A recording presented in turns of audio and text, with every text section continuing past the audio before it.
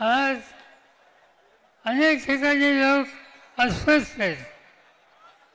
आता या ठिकाणी उत्तमराव जानकर सोलापूर तिथे आमदारांनी त्यांचा अनुभव तुम्हा सगळ्यांच्या समोर सांगितला.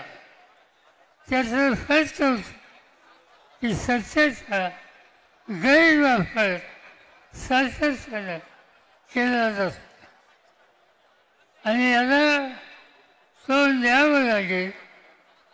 राजकीय मतभेद असू शकतात, निवडणुकीमध्ये संघर्ष असू शकतो, पण या सगळ्या गोष्टी विसरून आम्हाला एक व्हावं लागेल आणि या देशाचा मतांचा अधिकार, लोकशाहीचा हा अधिकार हा जतन करणं हेच आमचं कर्तव्य आहे.